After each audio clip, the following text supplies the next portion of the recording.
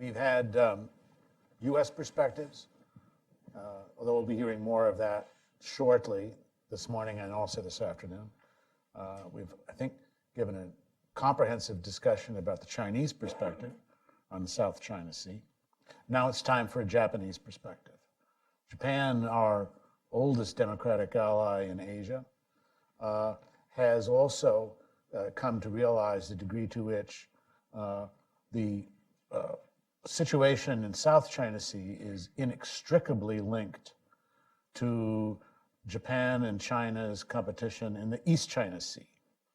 And I think it's a fundamental maxim of the discussion today, but also going forward, that the road to peace and stability in the South China Sea has to pass through Tokyo and our relations with Japan, which will be vital and essential for securing and for preventing the South China Sea from becoming a major source of friction and international conflict going forward. And so it's my great pleasure, in order to introduce to you, to speak on the Japanese perspective on these issues, someone who has been expert on these questions for some number of years, and that is Vice Admiral retired, Masanori Yoshida, who is currently Vice President of International Security Affairs at Sojitz Corporation. Admiral Yoshida graduated from the National Defense Academy and joined the Japanese Maritime Self-Defense Forces in 1979. He served as commanding officer of the JS Iwase. He was commander of the Escort Division No. 2, director of C4I Systems Division. He's a man who understands the dynamics of information warfare, as well as surface warfare and more traditional maritime and naval matters. He was defense attaché to the U.S., Director General of the C4I Department of the Maritime Staff Office, President of the JM SDF Command and Staff College, and Commandant of Sasebo District from 2012 to 2014. He's also been a research professor of policy management at Keio University in Tokyo. And he joined Sojitz in July of 2015 as Vice President of International Security Affairs. His research at Sojitz has continued to focus on an array of international security issues, including maritime security, the South China Sea, and cybersecurity. So it's my pleasure, and it will be, I think, to your great interest as I introduce Admiral Yoshida.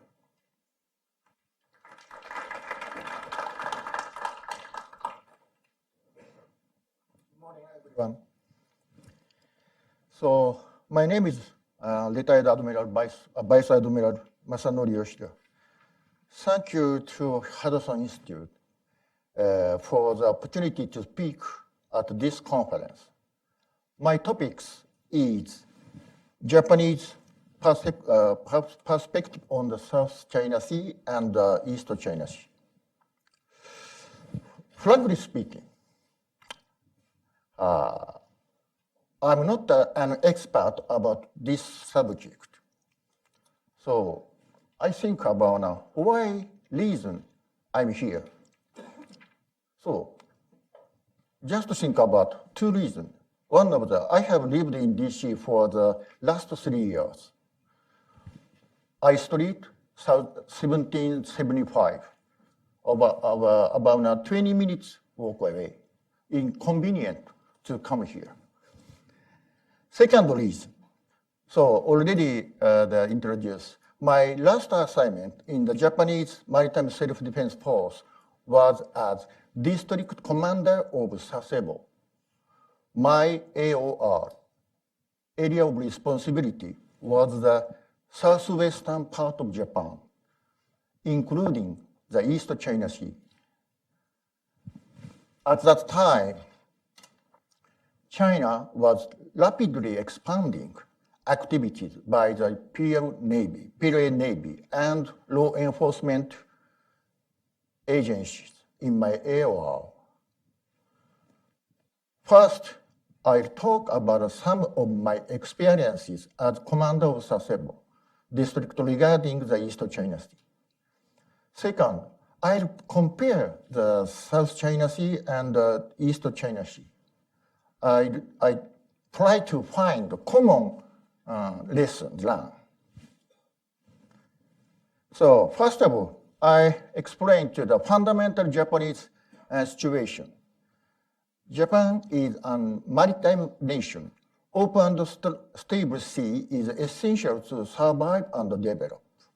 On this slide, you can see that Japan depends on seaborne trade. For example, about 90% of Japan's oil is brought from the Middle East through the South China Sea. The percentage of trade on sea lane communication is 90.6%. All of our trade depend on the free and open Indo-Pacific region.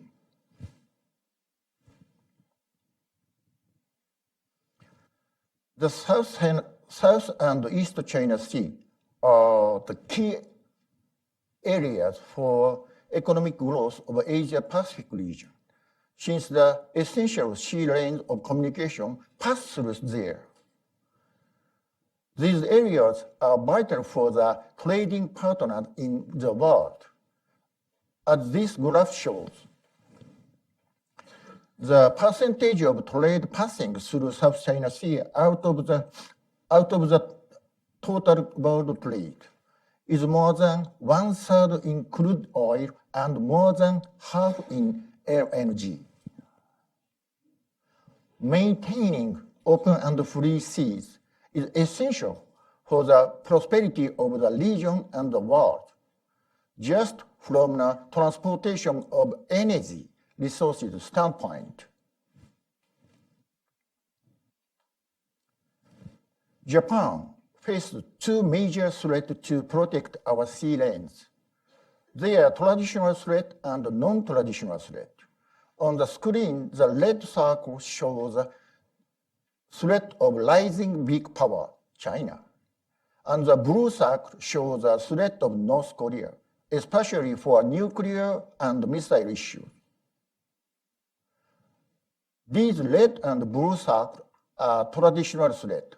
On the other hand, the green and brown circles show non-traditional threat. The green circle shows piracy, and the brown circle is for terrorism.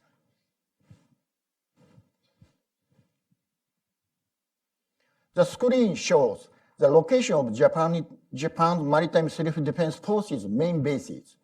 Each regional command has its district of responsibility. The AOR of the Sasebo district commander is the southwestern region of Japan. This screen, Sasebo's AOR, which is to the left of the green line, China has been rapidly expanding activities by PLA Navy and law enforcement agencies in this area. Can you see the difference in distance from the Sasebo base and the Chinese Ningpo Navy base to the Senkaku Island? It is twice the distance from Sasebo. It means in order to respond to every situation, we need to forward deploy at sea all the time. Okay, so before my experience, this screen shows basic matters related to the Senkakus. Senkaku Islands were brought into Japanese territory in 1895. Japanese citizens settled on the Senkaku Island. During the peak in the 1890s, over 200 Japanese lived on the Senkaku Islands. In the 1970s, the Chinese government and the Taiwanese government started to claim ownership of the Senkaku. This began after the United Nations investigation of the possible oil reserve in the East China Sea. In recent years, China has accelerated research in the East China Sea. These pictures show China's maritime platform, which are used for extracting oil and gas from the seabed. In 2008, Japan and China agreed to cooperate on the joint development of natural resources in the East China Sea. Despite the agreement, China has built 16 new offshore platforms on the Chinese side of the median line since June 2013. Japan repeatedly expressed concern about China's unilateral development and demanded the termination of such work. So we estimate that China's strategic purpose for the Senkaku Island are these 4 points, already mentioned to the Yoshi. So maybe almost same. 1, A2AD to the United States. 2, keeping access to Pacific Ocean. Restricting the USS to use Okinawa bases. Pressuring Taiwan to unify.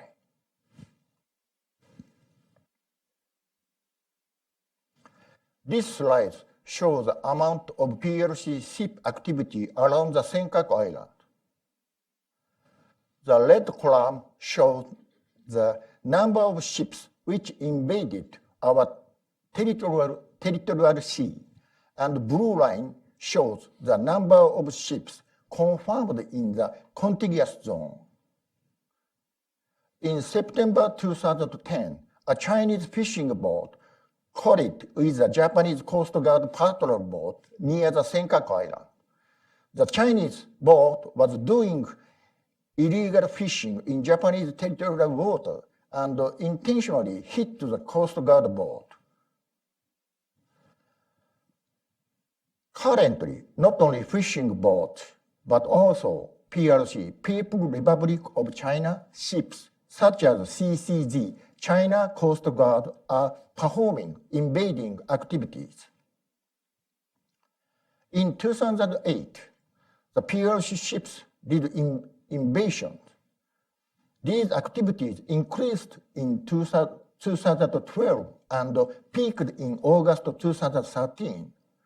By August 2016, the number of invasions exceeded 2013 levels. In reaction, the Japanese government expressed strong concern through a diplomatic channel.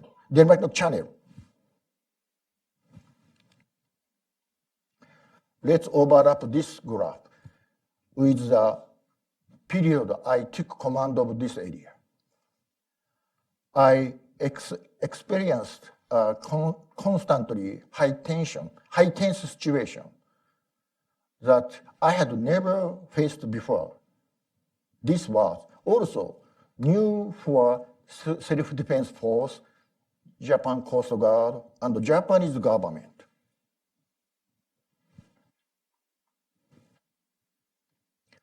This screen shows a newspaper article. The Japanese government acquired the Senkaku Islands. Until this day, Chinese government ships rarely went to the Senkaku Island, maybe just once a year. After that day, Chinese vessels invaded Japanese territorial water more often.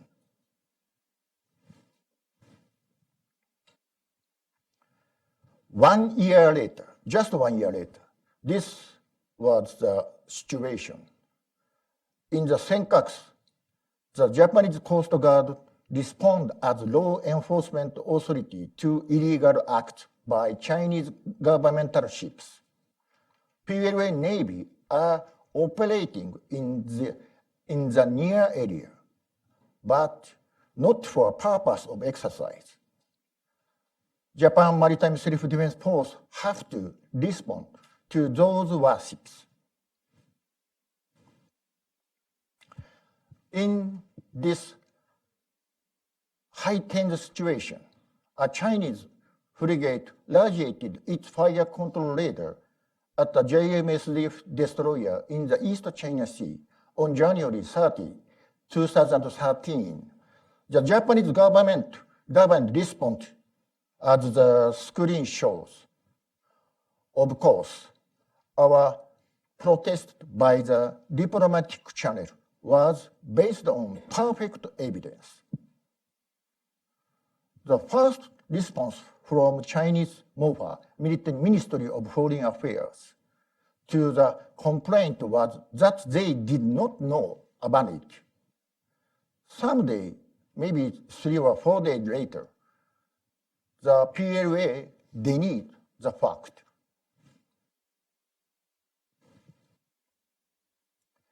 Rapid expansion of activities by PLC was not only in the maritime domain, but also in the air.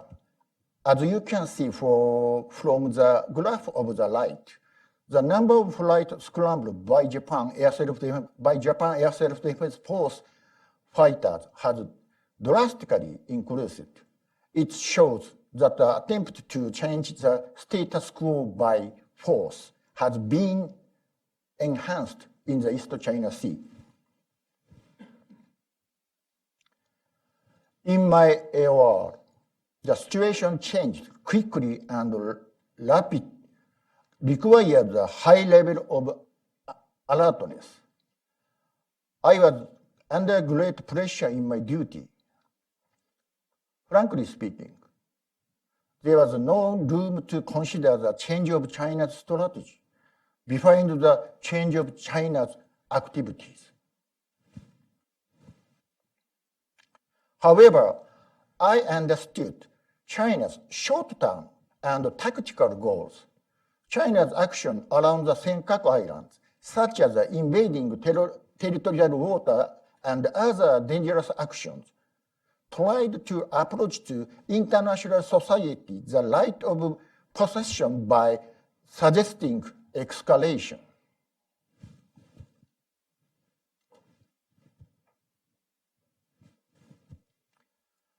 As the screen shows, JMSDF responded without escalating military tension into military conflict or war, and made them understood Japanese will.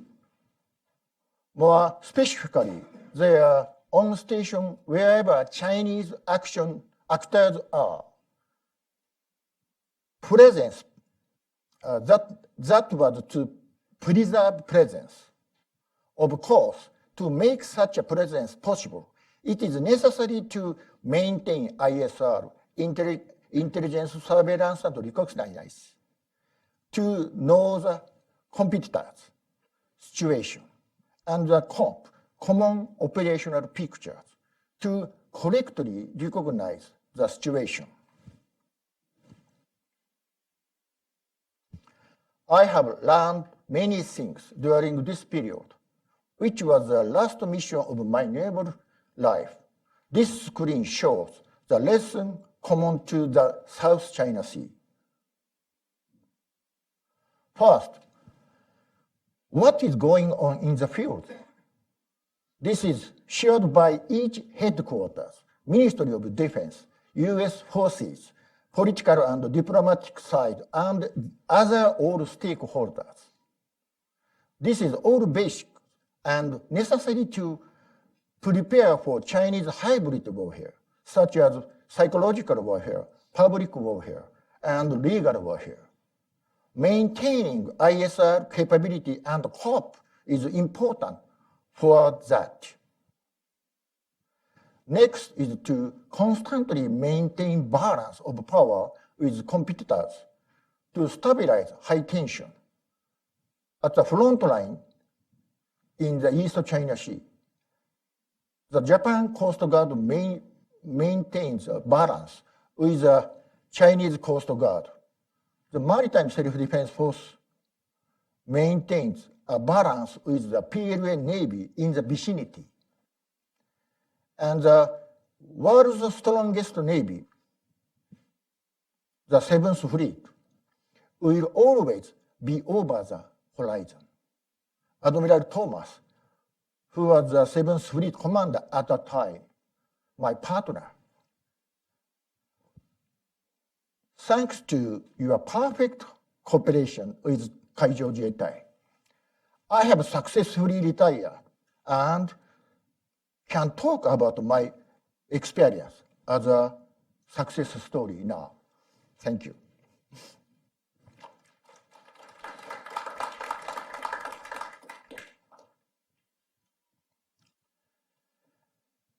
The last point is the most difficult, sorry. The last point is the most difficult lesson. The first two lessons stabilize the crisis.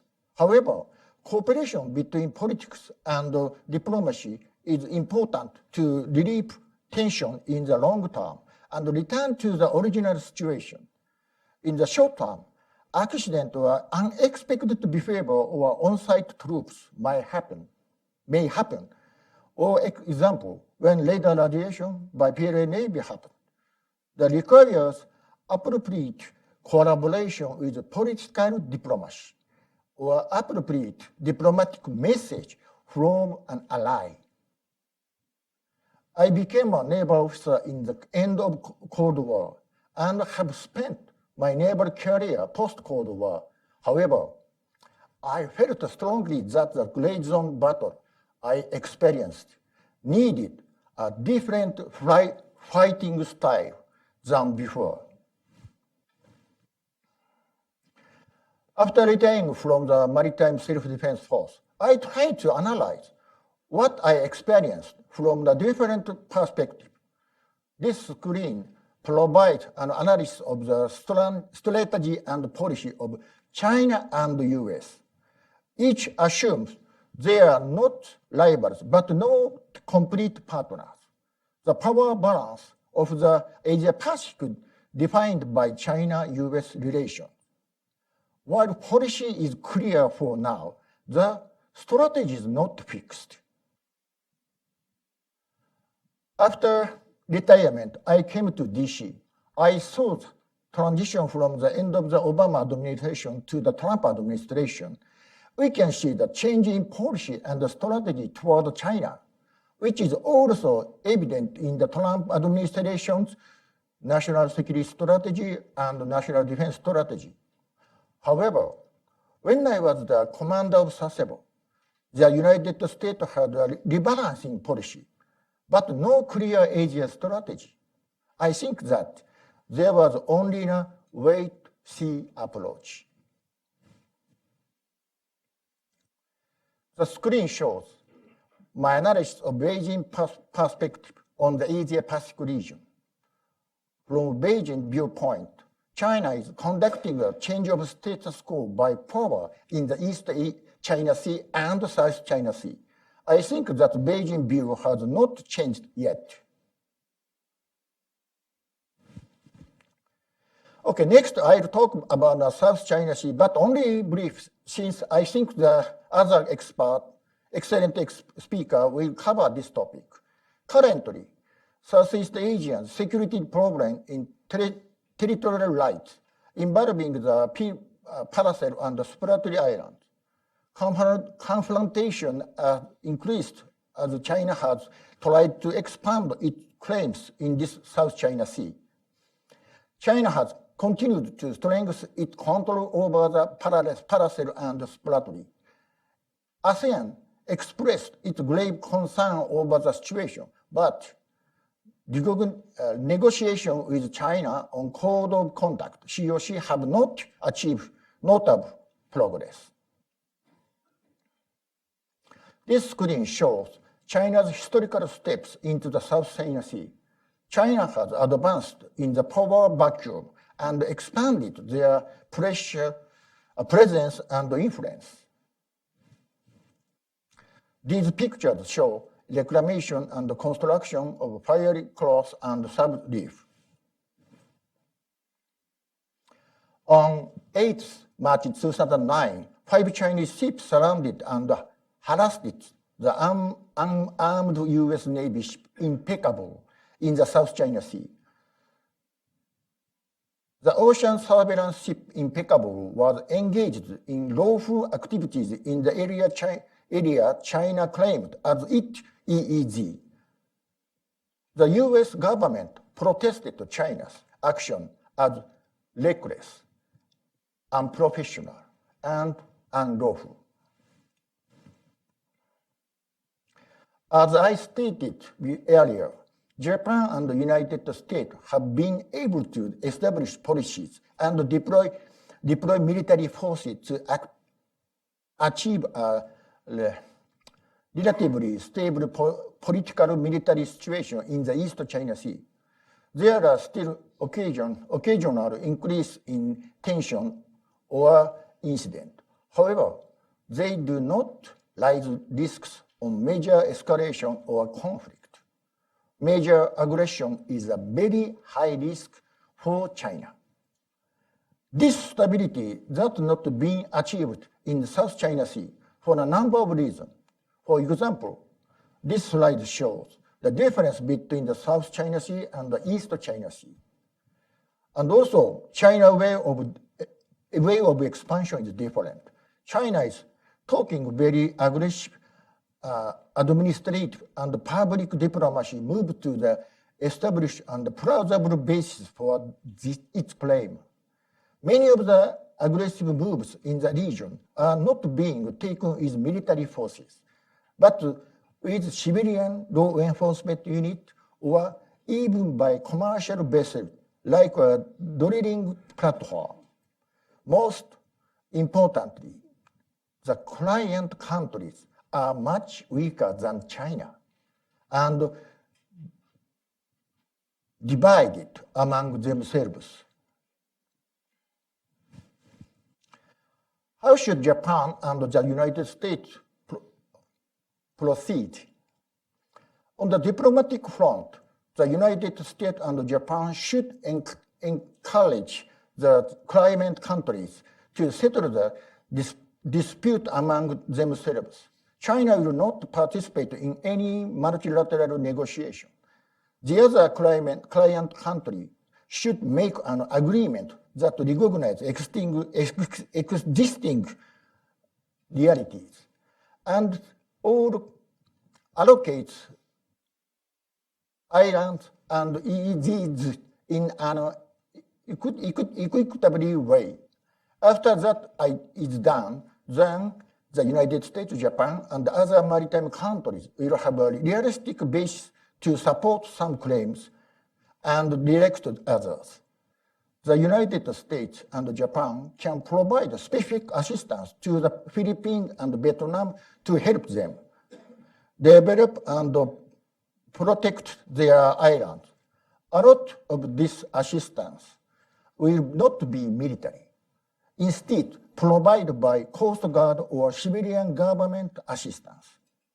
In addition, such a plan will provide a basis for reaching international agreement on maritime resources, especially fishing and hydrocarbons. In order to maintain freedom of navigation, Japan and the United States need to operate their naval and air force in the region frequently, enough to demonstrate that their intention and capability. These operations can be conducted unilaterally, but should also include combined exercise.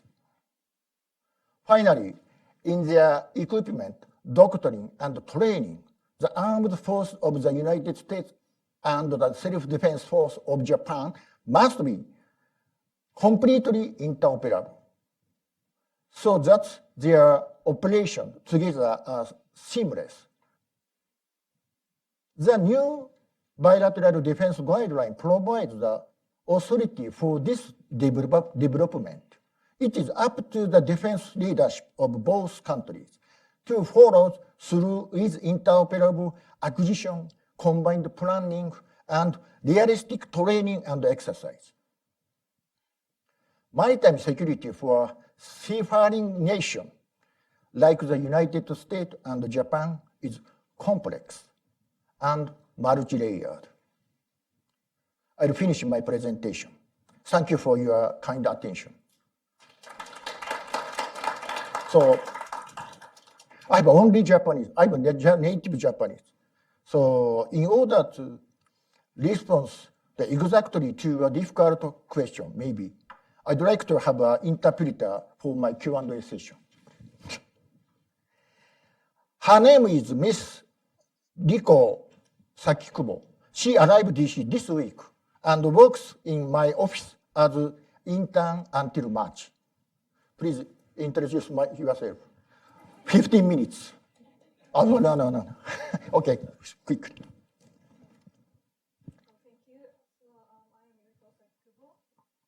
I am a graduate student in Tokyo and currently interning at the Sojitz Corporation America. Thank you. You sent her? No. Well, thank you for a very interesting and I think unique look on the ways in which your experience in East China Sea translate into important lessons for dealing with Chinese provocation and activities in South China Sea.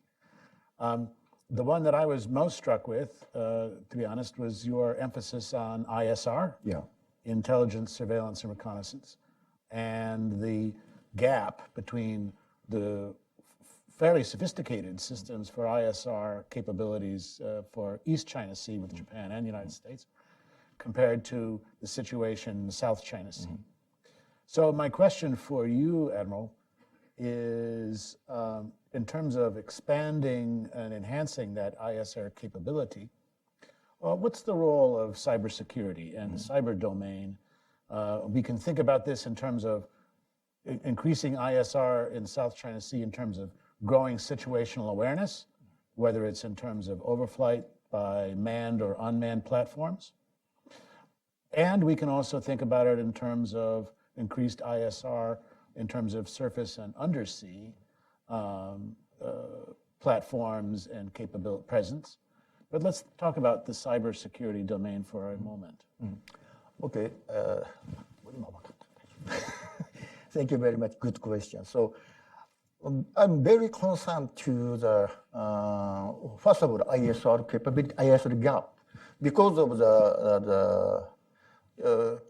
can you image to the circle of the ISR circle in Northeast Asia, Japan and the United States. So the layered ISR capability already done. So P3C or the satellite or Global Hawk, something else, military to the commercial side, very layered ISR. And in the west of the Malacca Strait, maybe in there, so by P8 or UAV Avenger? No. Guardian already by. So can Indian Navy or Indian Air Force can do the make ISR. So gap to the South China Sea is very, very difficult to the ISR capability. So this is my, just think about. So think PACOM have a maritime security MSI initiative had, and so good finance have more. So maybe to the Philippines or Malaysia or something a lot, basing to the UAV base. So not only the military manage, can the NPO, if can the commercial base, the UAV, so the manage and the ISR to so and then get the information, distribute each country. It's just my idea. Anyway, so ISR is a very important, and cyber more difficult for us. But cyber interoperability gap between Japan and the US, many gaps, and also other countries. So, and also in the cyber area, so frankly speaking, already Five Eyes, so US, Australian, New Zealand, and Great Britain, and Canada, Five Eyes. So very gap to Japanese. So I know reason why. So, but my industry security or something, security system, the gap to the United States. First of all, I feel the gap in the cyber. So, Very much. Yeah. Should we have some questions from the floor? yeah. Please, easy question. You're in the front, in the middle, I should say. Thank you, Admiral. Otto Kreutzer, Sea Power Magazine. The Philippines took their claim, their dispute with China over Scarborough Shoal to the International Court. Why has Japan not taken its dispute over the Senkaku to the international arena?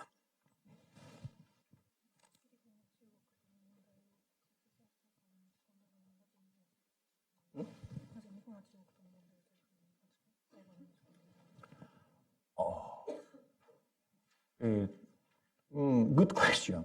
So, 一つは、日本は、立場が明確だから。もう固有の、先ほど説明した通り、尖閣は日本の固有の領土であり、国際司法裁判所に預ける問題ではないと認識してい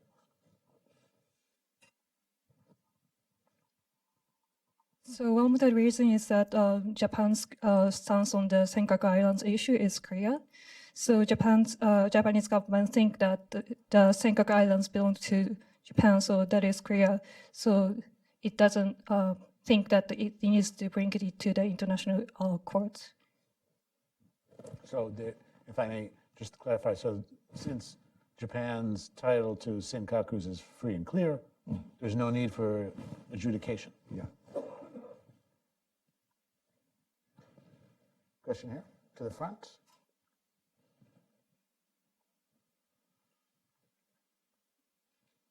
Peter Murphy, Intel analyst and former diplomat. It occurs to me that if China tomorrow morning sent a 50-ship fleet full of concrete and military vessels out to Senkaku and said, starting tomorrow morning, it's ours. Sorry, guys. There's not a damn thing you could do about it, and the 7th Fleet wouldn't come to defend you. So tell me about the worst case scenario. I'll tell you what, I'm going to let Admiral Thomas why don't we do this? We'll have Admiral Thomas's response to that in your presentation. Does that sound good? But I certainly want to get your perspective on that very, very intriguing question and scenario.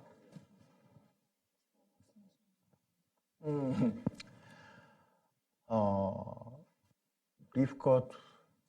そう、私が佐世保総監の時に感じていた一番ワーストシナリオはアメリカのコミットメント、先ほど言ったアメリカの尖閣を防衛するいわゆる日米安保条約の5条の範囲であるというコミットメントがなくなった時に中国が、アグレッシブいわゆる軍事的な行動を起こすというのを感じておりました。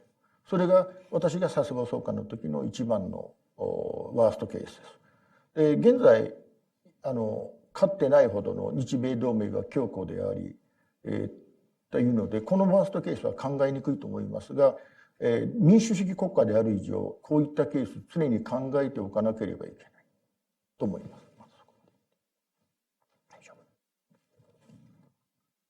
So the biggest concern when I was Sasebo area commander, there was that America's commitment, if Japan can get America's commitment, and especially the Article 5 of the US-Japan Alliance Treaty. And if Japan cannot get the US commitment, China might be very aggressive. So that was the concern at the time.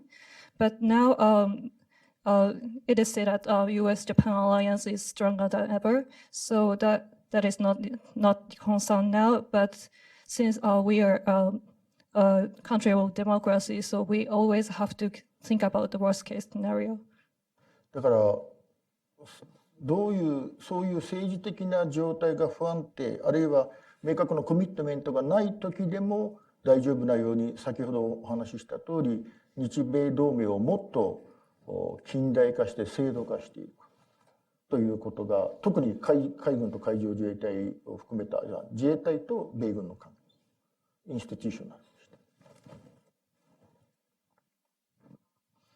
So now it is really important to, even if the politics has become destabilized, it is important that the U.S.-Japan alliance is fully institutionalized and institutionalized. So it is important that the self-defense force and the U.S. forces cooperate each other. So Trump will send ships to challenge the Chinese fleet. You actually believe that?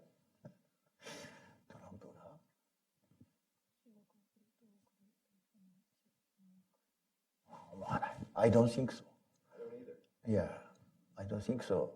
I believe the McMaster and Mattis. We're going to come back to this question then when we get to Admiral Thomas's discussion, but I want to move on to some other questions regarding Admiral Yoshida's presentation. Please, there in the corner. Ziap Train Researcher AU. Admiral, Japan has been helping Vietnam. What are Japanese expectations, and to what extent does Japan think Vietnam's capable in helping Japan in its maritime strategy?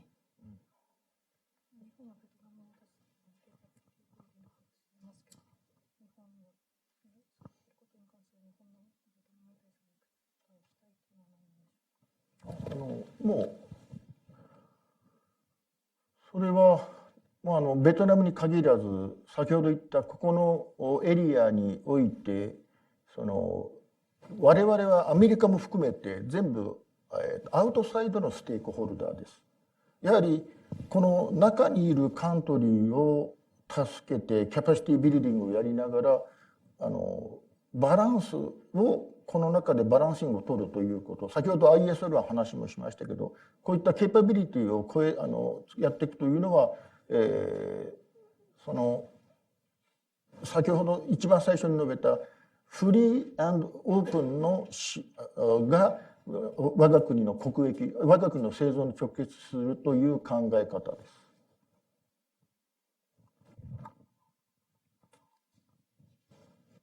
So it is not only limited to Vietnam, Japan's attitude toward Vietnam, but since the U.S. is a sort of an outsider in this issue, so it is really important to help the countries that is actually involved, that is in the inner circle. And for the Japan's national interest is the free and open, so so that is why this is important to do in this.